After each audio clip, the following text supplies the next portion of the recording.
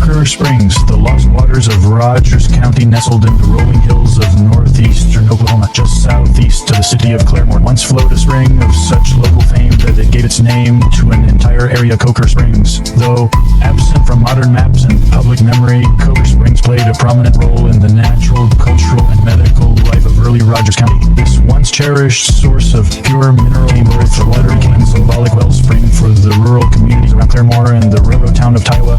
Origins and early use, Seed Spring was named for the COKER family, early white or possibly mixed Cherokee settlers whose land bordered the spring's emergence. Like many frontier-era namesakes, COKER Springs was not a town, but a geographic landmark, a reference point to a consistent natural feature long recognized by those living in the area. American settlement situated along a small limestone outcropping. The spring bubbled from beneath a slant-shaded grove southeast of modern Claremore, along what is now a rural corridor near State Highway 88, around 36, 240 and 95, 520W. The geology of the area, part of the Ozark Plateau's western edge, lends itself to karst topography with soluble rock, especially natural underground conduits that feed springs and seeps.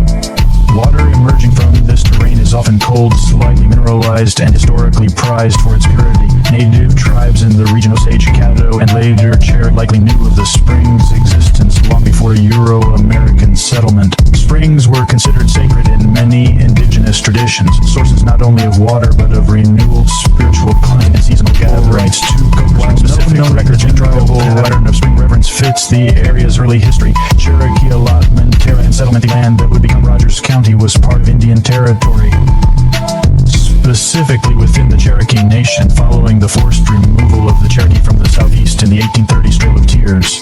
The Dawes Act of 1887 and the subsequent Curtis Act of 1898 opened Indian white settlement. It was during this chaotic and transformative period that the COKER family and other settlers claimed lands and established homesteads.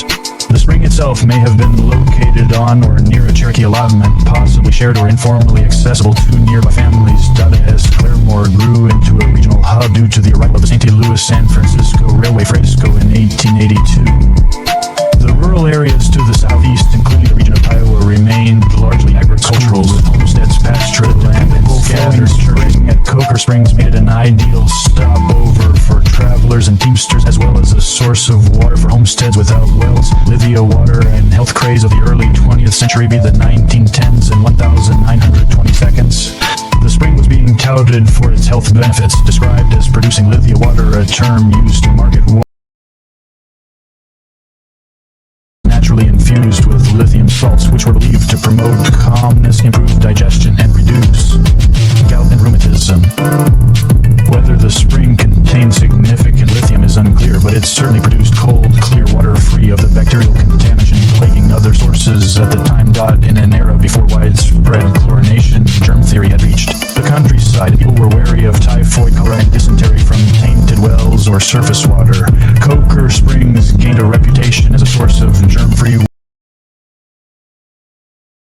water, and enterprising locals began delivering water from the spring into Claremore in glass jugs or ceramic rocks, charging modest fees for the service. For some families, this was a small but steady source of income. Local newspapers occasionally referenced the spring, especially in the context of health and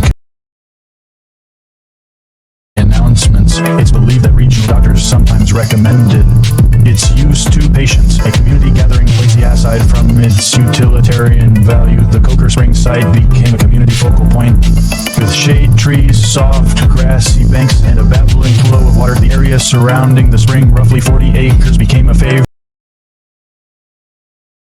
site for Sunday school outings, church picnics, 4th of July barbecues, and informal youth baseball games. Oral histories describe children cooling off in the runoff channel, families spreading blankets under sycamore trees, and the occasional fiddle and banjo gathering. There were no permanent structures at the site, but makeshift wood benches and tables were reportedly built by hand for annual events.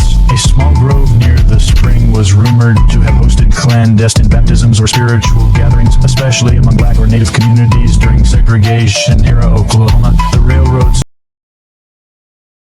stop at Taiwa, only a few miles to the north, meant that families could reach the spring by horse cart or on foot within an hour, making it a convenient and safe spot in an otherwise remote landscape. Some accounts suggest that the COKER family allowed free use of the land to neighbors and church groups without charge, further endearing the site to the public.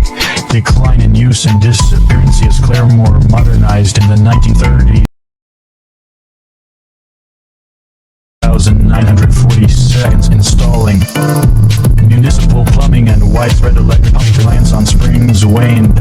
Automobiles became more common, reducing the need for local stopovers. By the 1950s, many of the rural homesteads were consolidated and family farms began vanishing. Much of the land was leased for cattle raising or allowed to revert to brush. Without consistent visitation, the trail to the spring grew over livestock. May have trampled the banks, and seasonal flooding could have altered its outlet. Over time, agricultural runoff, fencing, and rural land development obscured the location of the spring. Some suggest it still flows seasonally, hidden beneath brambles and invasive undergrowth, near a bend in terrain just off the west side of Shady 8.N. No formal historical marker exists. The name COKER Springs has disappeared from modern USGS maps. Even any long-time Rogers County residents have never heard of it. The area remains rural, with only sparse residential development, meaning that the original site may still be intact, though unrecognized. Legacy and modern efforts to rediscover in recent years. Genealogists and amateur historians have begun piecing together COKER Springs story from oral history, archived newspaper clippings, and historical plat maps from the early 20th century. Using geolocation data and terrain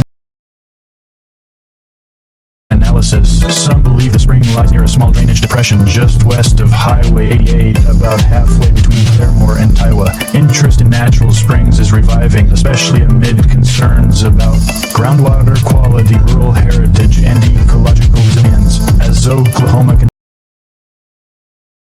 continues to grow, understanding and preserving sites like COKER Springs may prove essential for both cultural history and future water stewardship. There's hope among some local historians that a historical marker, walking trail, or conservation easement could be established if the exact source can be identified and preserved. COKER Springs represents a fading type of American heritage. The hyperlocal spring, not tied to any famous battle or political figure, but to the lifeblood of everyday rural community. Its story is one of water, family, tradition, and quiet resilience, a microcosm of Oklahoma's transformation from Indian territory to modern state. Would you like this formatted for a digital exhibit, historical website, or PDF pamphlet? I can also overlay its suspected location with aerial maps or blend it into a visual storyboard if desired.